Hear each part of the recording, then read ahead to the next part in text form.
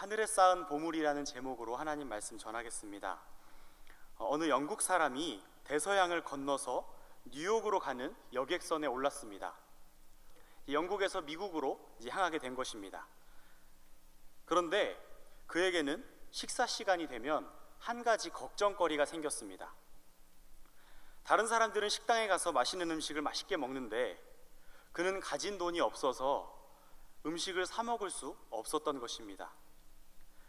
그래서 그는 혼자 슬그머니 갑판으로 나와서 자기가 싸가지고 온 비스켓과 치즈를 먹곤 했습니다. 이렇게 비스켓과 치즈만 먹은 지 며칠이 지났는데 이제는 더 이상 견딜 수 없을 정도로 허기진 상태가 되었습니다. 어느 날 선장은 식사 시간만 되면 갑판으로 혼자 나와서 비스켓과 치즈만 먹는 이 사람에게 다가가서 왜 당신은 식사 시간이 되면 식사를 하지 않고 비스켓만 잡수십니까? 라고 물었습니다. 그래서 그는 이렇게 대답했습니다. 선장님, 저에게는 식당에 가서 음식을 사 먹을 돈이 없습니다.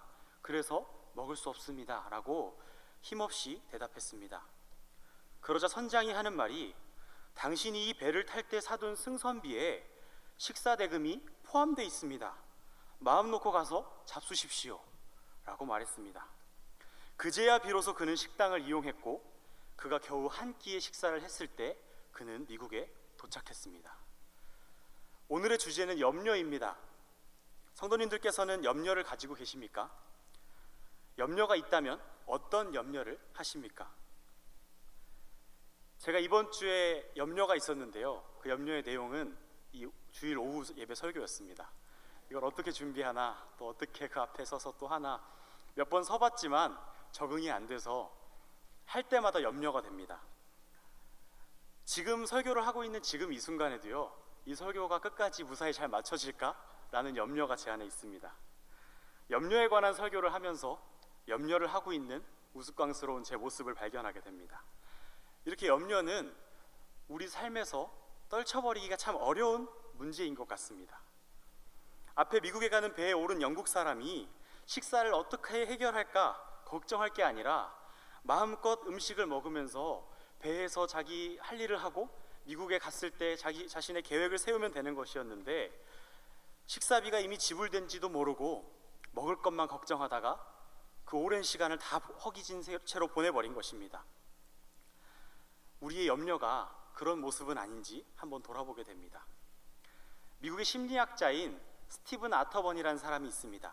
그 사람은 한 환자를 상담하던 중에 놀라운 사실을 하나 발견했습니다.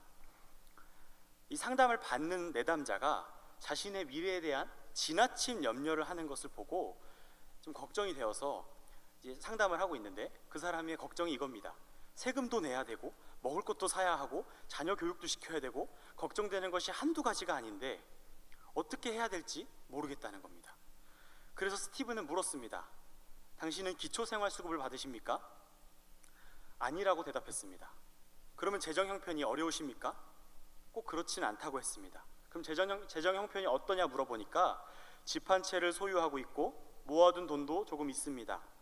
그리고 지금은 연금을 받으며 살고 있습니다. 제가 공무원이었거든요. 라고 대답했습니다. 그런데 왜 염려를 하십니까? 라고 물어보자 잘 모르겠습니다. 그냥 염려가 됩니다. 라고 대답을 했습니다.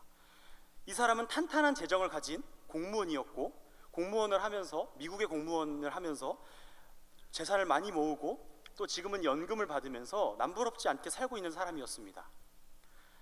이 모습이 너무 이상해서 이 스티븐은 조사를 했는데 이 사람만 가지고 있는 특징적인 두려움이 아니라 조사 결과 사람들은 돈에 관해서 재산이 많을수록 막연한 불안감에 휩싸일 가능성이 높다는 것을 발견했습니다. 재물이 우리에게 주는 막연한 불안감과 염려가 있다는 것입니다. 그리고 그 두려움의 근원을 찾아보면 결국엔 그 재물이 없어질 것에 대한 불안이 있었다고 합니다.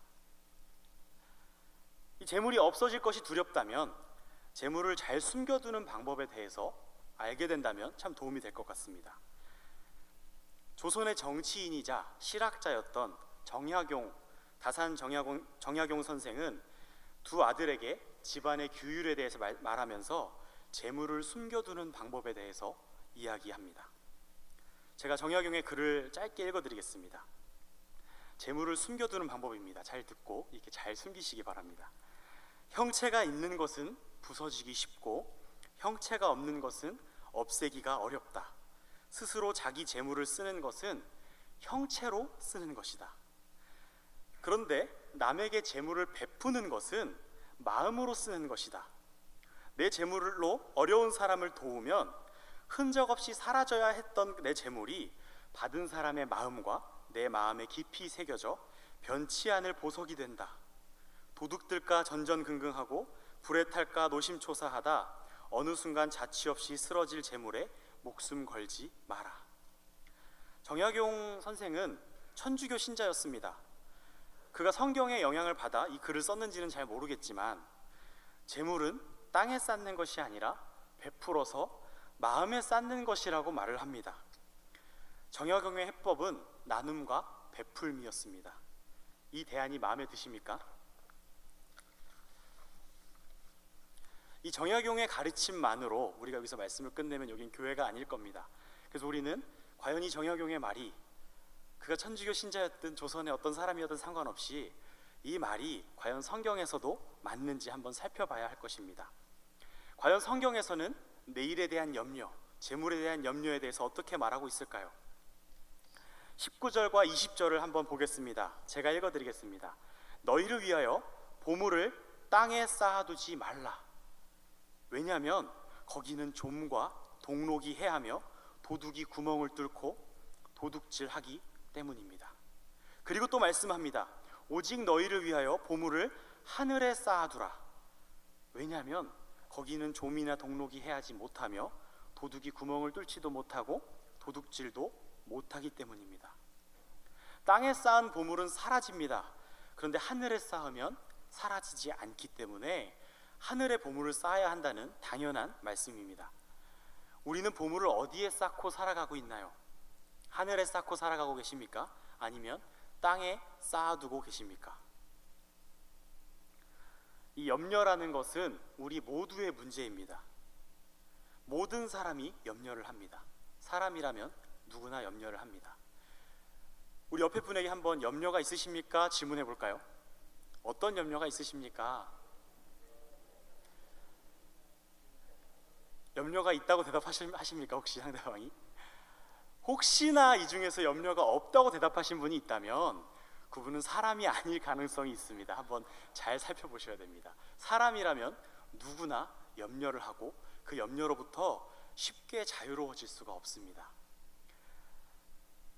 그런데 많은 경우에 이 염려가 있다고 해서 그 염려 자체를 나쁜 것으로 생각하고 그 염려를 극복하고 그 염려를 제거하는 방법에 대해서 고민하고 이야기를 하곤 합니다. 하지만 염려 자체가 나쁘거나 염려 자체가 불신앙인 것이 아닙니다. 극복하거나 없애야 할 문제가 아니라 방향을 바르게 설정해야 할 문제입니다. 왜냐하면 오늘 본문을 자세히 보면 염려라는 것은 생각하지도 말고 하지도 말라고 하지 않고 어떤 것에 대해 염려하지 말라고 구체적으로 말씀하고 있습니다. 성경에서 말하는 하지 말아야 할 염려는 뭐냐면요, 무엇을 먹을까, 무엇을 마실까, 무엇을 입을까와 같은 재물이나 내일에 관한 염려를 하지 말라고 합니다. 오히려 고린도전서에서 바울은 자신을 소개할 때 교회를 위하여 염려하는 자, 복음이 전해지지 않는 것에 대해서 걱정하고 근심하는 자로 표현합니다. 아직도 복음이 전파되지 않은 곳을 향해서 우리도 걱정해야 되고 염려해야 됩니다. 그리고 우리는 염려를 할 때 그 염려가 하나님께 합당한 염려를 하면 그것은 죄가 되지 않습니다. 그런데 오늘 본문에서는 재물과 내일에 대한 염려만큼은 하지 말라고 말씀하고 있는 겁니다. 우리가 하지 말아야 할 바로 이 염려, 재물에 대한 염려, 내일에 대한 염려가 과연 무엇일까요? 성경은 우리가 염려에 빠질 때 하는 행동을 두 가지로 나눕니다. 어떤 사람은 염려에 빠질 때 염려가 되어서 내일이 걱정이 되어서 땅에 보물을 쌓습니다. 또 어떤 사람은 염려가 되는 그 순간에도 하늘에 보물을 쌓는 사람이 있습니다. 먼저 땅에 보물을 쌓는 것에 대해서 한번 성경을 통해 이야기를 나누겠습니다.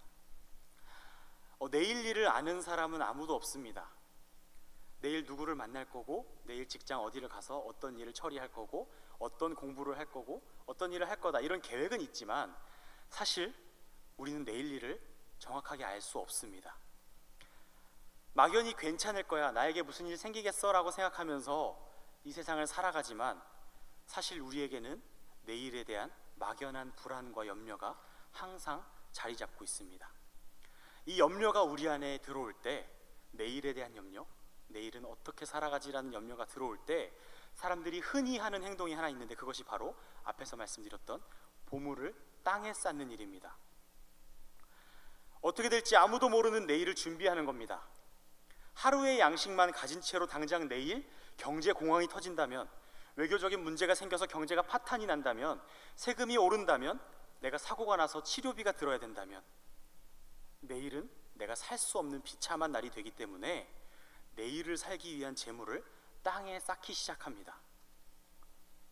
그리고 이 보물을 땅에 쌓는 일에 꽤 성공한 사람들이 많이 있습니다. 내일을 준비하는 정도가 아니라 내일, 내일 모레, 1년, 내 후손의 후손까지도 삶을 보장할 만큼의 돈을 모은 사람도 세상에는 꽤나 많습니다. 그런데 문제는 땅에 보물을 쌓는 것이 정말로 우리의 내일을 보장해 주냐는 것입니다. 이에 대해 성경은 너희를 위하여 보물을 땅에 쌓지 말라고 단호하게 말씀합니다. 왜냐하면 그 쌓은 보물에 좀 먹고 녹이 슬고 도둑이 들어서 그것을 빼앗아 가기 때문입니다. 땅에 보물을 쌓는 일은 우리의 내일을 보장해 주지 못합니다. 언젠간 사라지고 빼앗기고 다 무너져 내리는 것입니다. 따라서 보물을 땅에 쌓는 일을 열심히 하면 할수록 내 재물이 조물 먹으면 어떡하나? 녹이 슬면 어떡하지? 도둑이 들어서 사라지면 어떡하지? 내가 이렇게 열심히 모았는데 이것이 언젠가 사라지면 어떡하지라는 염려만 더 커지게 됩니다. 많이 쌓을수록 염려는 더욱더 심해집니다. 그리고 우리가 보물을 땅에 쌓는 일을 멈춰야 하는 또 하나의 이유가 있는데, 보물을 땅에 쌓는 것이 우리의 삶을 편리하게 해줄지는 모르겠습니다. 그런데 그것이 우리의 안전과 생명을 절대로 지켜주지는 못합니다. 초등부, 유년부 성경학교가 2주에 걸쳐서 마무리가 됐습니다. 성경학교를 할 때 저 여행자 보험을 듭니다. 여행자 보험을 드는 이유는 혹시나 있어서는 안 되겠지만 혹시 만에 하나 생길 사고에 대비해서 여행자 보험을 듭니다. 그런데 그 여행자 보험을 들었다고 해서 아이들이 다치지 않는 것은 아니라는 겁니다. 우리가 하루하루의 목숨을 위해 열심히 돈을 버는 일이 우리에게 영원한 생명을 가져다 준다거나 우리의 생명과 안전을 보장해 주지 못합니다. 우리가 다치거나 우리가 어려움에 처하거나 우리의 경제가 무너졌을 때 그것을 편리하게 회복시켜 줄 수 있을지 몰라도 궁극적인 우리의 생명과 안전을 땅에 쌓은 보물이 해결해 줄 수 없다는 것입니다.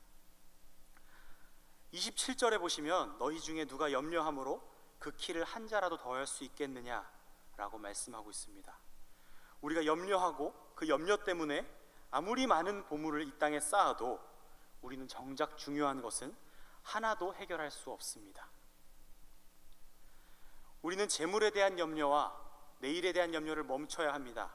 그리고 하나님을 의지해야 합니다. 하나님은 우리의 생명의 주관자이시며 그분만이 우리의 보호자이십니다. 하나님을 두고 하나님이 살아계신다고 믿고 나의 염려로 내일을 대비하는 것은 하나님과 재물을 겸하여 섬기는 일입니다. 우리의 내일과 생명은 하나님만 아시고 하나님만이 책임지실 수 있는 능력을 가지고 계십니다. 그러므로 한 사람이 두 주인을 섬기지 못할 것이니 혹 이를 미워하고 저를 사랑하거나 혹 이를 중히 여기고 저를 경히 여김이라. 너희가 하나님과 재물을 겸하여 섬기지 못하느니라. 우리가 무엇을 의지하고 내일을 염려하고 준비하고 있습니까? 내일이 염려가 될 때 우리는 재물을 의지하고 그 재물을 땅에 쌓을 것이 아니라, 그것에 우리의 모든 의존을 할 것이 아니라 하나님을 의지하고 하나님께 우리의 모든 것을 맡겨드려야 합니다. 내일에 대한 염려가 우리를 지배할 때 우리는 하나님 대신에 재물을 섬기게 됩니다. 그리고 재물 숭배는 더 큰 염려를 우리에게 안겨줍니다. 이제 또 염려가 될 때 우리가 또 한 가지 할 수 있는 행동이 있습니다. 그것은 바로 하늘의 보물을 쌓는 일입니다. 보물을 하늘에 쌓으면 땅에 쌓는 것과 정반대의 일이 일어납니다. 좀먹지 않고요, 녹슬지도 않고 도둑도 들지 않습니다. 분명히 재물은 쌓인다고 말씀합니다. 하늘의 재물을 쌓았을 때 우리 눈에 보이지 않지만 재물이 쌓입니다. 그런데 절대로 사라지지 않습니다. 그 누구도 빼앗아갈 수 없는 형태로 쌓이는 것입니다. 정말 그런 금고가 있다면, 정말 그런 하늘 창고가 있다면 빨리 우리 재물을 거기다 쌓아둬야 되지 않을까요? 이 땅에선 아무리 쌓아도 언젠간 사라집니다. 가져가지도 못합니다.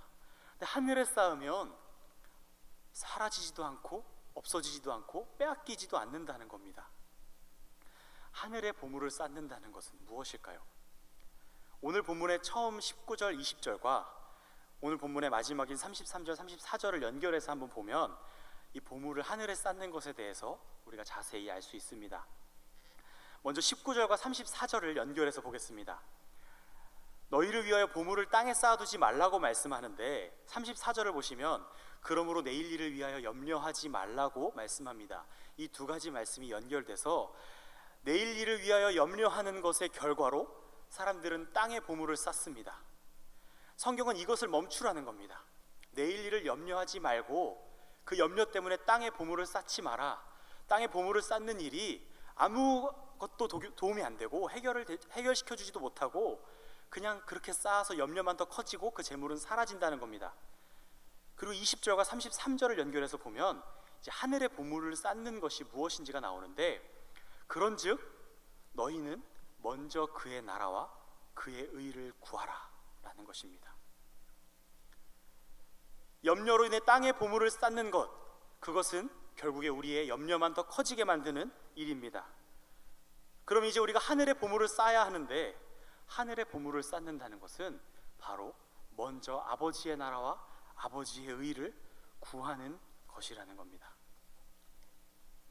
이제 아버지의 나라와 아버지의 의를 구하는 것이 무엇인지 그 비밀을 안다면 우리는 하늘의 보물을 쌓을 수 있고, 우리가 쌓은 보물을 사라지지 않게 할 수 있고, 그 누구에게도 빼앗기지 않을 수 있습니다. 그런데 하나님 나라의 의를 구하는 것, 하나님 나라와 하나님의 의를 구하는 것이 참 모호합니다. 뭔가 하나님을 먼저 선택하고 하나님 중심으로 살아가야 한다는 건 알겠는데 구체적이지가 않습니다. 기도로 말하자면 나라가 임하시오며 뜻이 하늘에서 이루어진 것 같이 땅에서도 이루어지이다 정도가 될까요? 근데 도대체 그게 뭐냐는 겁니다. 그 의미를 알아야 그렇게 살 수 있지 않겠습니까? 우리가 읽은 본문은 예수님께서 산상수훈을 통해 말씀하신 설교입니다. 산상수훈은 개별적인 이야기들을 모아놓은 것이 아니라 마치 아름다운 진주 목걸이와 같이 여러 가지의 이야기들이 서로 영향을 끼치며 연결되어 있는 설교입니다. 그래서 33절에 그런즉 너희는 먼저 그의 나라와 그의 의를 구하라는 말씀은 마태복음 7장 7절에서 12절에 더 구체적으로 나옵니다.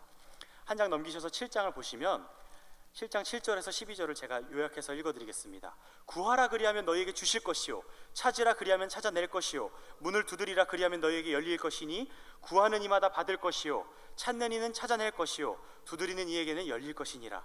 11절로 가면 너희가 악한 자라도 자식에게 좋은 것을 줄 알거든 하물며 하늘에 계신 너희 아버지께서 구하는 자에게 좋은 것을 주시지 않겠느냐라고 말씀하고 있습니다. 구하면 주신다고 합니다. 일단 먼저 그의 나라와 그의 의가 무엇인지는 잘 모르겠어도 그것을 구하면 우리에게 좋은 것으로 주신다는 것은 확실합니다. 누가복음에서 한 번 더 나아가서 이것을 설명해 주고 있습니다. 누가복음 11장 13절을 제가 읽어드리겠습니다. 똑같은 말씀인데요, 좋은 것이 다른 말로 바뀌어 있습니다. 너희가 악할지라도 좋은 것을 자식에게 줄 알거든 하물며 너희 하늘 아버지께서 구하는 자에게 성령을 주시지 않겠느냐. 마태복음에서 구하면 주신다고 했던 그 좋은 것은 누가복음에서 그것이 바로 성령이라고 가르쳐주고 있습니다. 여기서 잠깐 정신없이 너무 달려와서 정리를 한번 하고 가면요, 우리는 보물을 하늘에 쌓아야 합니다. 그리고 하늘에 보물을 쌓는다는 것은 하나님의 나라와 하나님의 의를 구하는 삶을 사는 것입니다. 우리가 하나님의 나라와 하나님의 의를 구할 때 하나님께서 우리에게 주시는 것은 성령 충만입니다. 우리가 하나님의 나라를 추구할 때, 하나님의 의를 구할 때 하나님께서는 우리에게 성령을 주십니다. 떡을 달라 하면 떡을 주시고 생선을 달라 하면 생선을 주시는 분이십니다. 우리가 사업을 위해 기도하고 학업을 위해 기도하고 우리의 삶과 건강을 위해 기도할 때 그것을 들어주기 원하시는 하나님이십니다. 그 하나님께서 가장 좋은 것인 성령을 구할 때, 하나님 나라와 하나님의 의를 구할 때 그것을 주시지 않겠습니까? 하나님의 나라와 의를 구하는 자는 성령 충만한 삶을 살게 됩니다. 사도행전 4장 31절에서 32절을 보면 사도들이 성령 충만해지는 장면이 나옵니다. 빌기를 다함에 모인 곳이 진동하더니 무리가 성령 충만하여 담대히 하나님의 말씀을 전하니라. 성령 충만해진 제자들이 처음으로 보인 특징은 하나님의 말씀을 담대히 전하는 것이었습니다. 그리고 나서 바로 나타나는 현상이 있는데 믿는 무리가 한 마음과 한 뜻이 되어 모든 물건을 통용하고 자기 재물을 조금이라도 자기 것이라 하는 이가 하나도 없더라.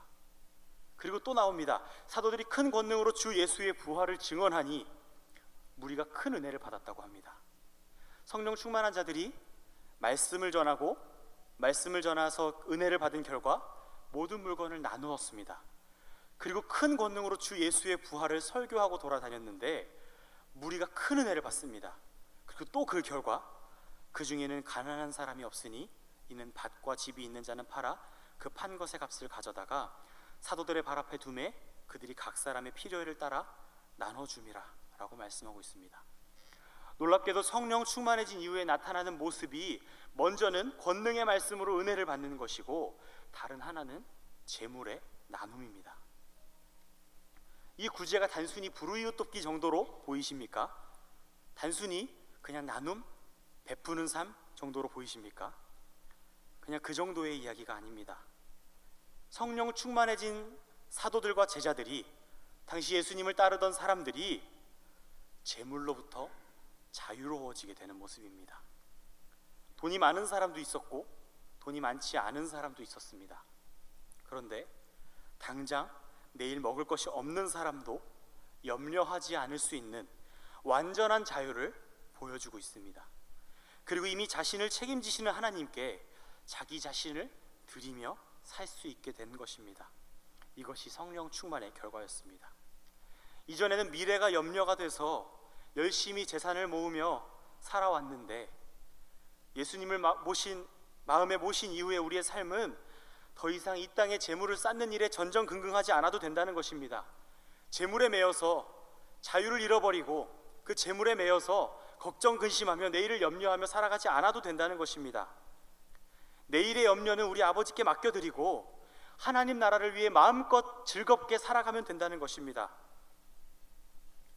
우리가 이 땅에 쌓아두지 않고 우리의 보물을 이 땅에 쌓지 않고 하나님을 위해 열심히 사용한 그 재물은, 우리의 삶은 하나님 나라에 쌓이게 됩니다.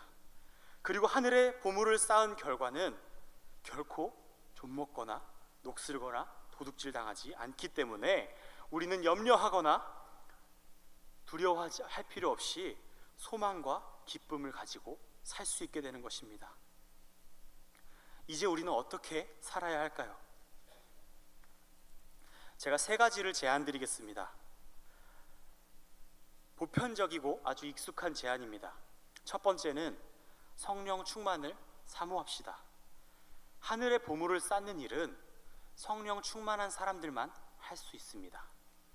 우리의 사업과 학업과 윤택한 삶을 위한 기도보다 성령의 다스리심을 구하는 것이 훨씬 더 중요하고 우선이 되어야 합니다.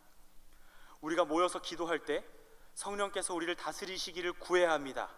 하나님께서는 우리가 구할 때 반드시 우리가 성령의 충만한 다스림을 받을 수 있도록 약속대로 그렇게 하실 것입니다. 이것은 약속입니다. 구하면 주십니다. 재물을 구하기 전에, 사업의 성공을 구하기 전에, 건강을 구하기 전에 먼저 그의 나라와 그의 의를 구하는 우리들이 되었으면 좋겠습니다. 두 번째는 성령의 충만을 받으면 자연스럽게 나오는 결과인데 말씀의 은혜를 받으며 살자는 것입니다. 저를 비롯한 모든 말씀 사역자들은 말씀과 삶에서 하나님의 은혜를 먼저 경험하고 그 말씀을 성도님들과 나누어야 합니다. 그리고 성도님들께서는 그 말씀을 사람의 말로 받지 않고 하나님의 말씀으로 받으셔야 합니다. 성령 충만하면 자연스럽게 일어나는 일입니다. 그리고 개인적으로 집에서 성경을 묵상할 때, 기도할 때 항상 그 말씀이 우리 안에 충만하게 역사해서 그 말씀을 따라 사는 삶을 살아야 하는 것입니다. 이 말씀의 회복이 없이는 우리 교회가 그리고 이 세상이 하나님께 재물을 쌓는 세상이 아니라, 하나님께 재물을 쌓는 그런 교회가 아니라 이 땅에 재물을 쌓다가 염려함으로 무너지는 그런 성도들이 될 것입니다. 말씀의 은혜를 받아 그 말씀의 충만함으로 우리가 먼저 굳게 서야 합니다. 그리고 마지막 세 번째입니다. 교회와 하나님의 일을 위해 우리의 재산을 기꺼이 사용해야 합니다. 성도들은 마음과 함께 재물을 교회와 하나님의 일을 위해 사용해야 합니다. 헌금으로, 후원으로, 개인적인 사역으로 그 재산을 사용해야 합니다. 그리고 우리는 모아진 헌금이 하나님 나라를 위해서만 쓰일 수 있도록 철저하고 투명하게 관리하고 집행해야 합니다. 인간적으로 사용되진 않는지, 기도하며 재정의 사용으로 교회와 주변이 하나님 나라의 확장이 일어나고 있는지 항상 생각하고 고민해야 합니다. 성령 충만하면 말씀의 은혜를 받게 되고, 이 말씀의 은혜를 받게 되면 자연스럽게 나오는 결과가 재물의 나눔입니다. 우리가 가진 것들을 하나님 나라를 위해서 기꺼이 사용하고 그 재물에 매이는 삶이 아니라 하나님께 기꺼이 드리는 우리의 삶이 되었으면 좋겠습니다. 이제 말씀을 맺으려고 합니다. 요즘 우리나라 아르바이트 최저 시급이 얼마인지 혹시 아십니까? 저는 방학이 되면 종종 아르바이트를 하는데요, 최저 시급이 8,350원입니다. 하루에 8시간씩 일주일에 6일을 일한다고 했을 때 한 달에 150만 원에서 200만 원 정도를 번다고 합니다. 그것으로 무엇을 할 수 있을까요? 세계에서 가장 부자 중에 한 명인 빌 게이츠의 시급이 얼마인지 아십니까? 사실 시급이라고 따지는 것이 우습지만 빌 게이츠가 1시간 동안 버는 돈이 대략 81억이라고 합니다. 하루에 2천억 정도 버는 셈입니다. 일당이 2천억이면 무슨 일을 할 수 있을까요? 아마 아르바이트생보다는 훨씬 더 큰 일을 할 수 있을 겁니다. 저도 열심히 적금을 들었습니다. 그리고 바로 지난주 수요일에 만기가 되어서요, 적금을 해지를 했는데 이자가 얼마나 나왔는지 아십니까? 세금 떼고 수수료 떼니까 13,000원 정도 나오더라고요. 제가 그 13,000원으로 그리고 적금 부었던 그 돈으로 무엇을 할 수 있을까요? 학생들은 잘 살기 위해서 열심히 공부하고, 직장인이나 사업을 하시는 분들은 돈을 더 열심히 벌기 위해서 열심히 일합니다. 우리는 그것으로 무엇을 할 수 있을까요? 이 땅에서 우리 살아가는 형편과 모양은 다 다릅니다. 어떤 사람은 많은 돈을 벌어서 많은 일을 하며 살고, 어떤 사람은 적은 돈을 벌어서 자신의 삶을 책임지는 것만 해도 어렵게 버겁게 살아가는 사람들도 있습니다. 그런데 그 모든 사람이 동일하게 염려를 합니다. 이 말은 그 모든 사람이 동일하게 할 수 있는 것이 하나 있는데, 작든 크든 그 보물을 하나님 나라에 쌓는 일입니다. 오직 너희를 위하여 보물을 하늘에 쌓아두라. 거기는 좀이나 동록이 해하지 못하며 도둑이 구멍을 뚫지도 못하고 도둑질도 못하느니라. 돈이 적은 사람은 내일 밥을 먹을 수 있을지, 내가 이번에 학비를 낼 수 있을지 염려합니다. 돈이 많은 사람은 내가 가진 돈을 어떻게 지켜낼지 염려합니다.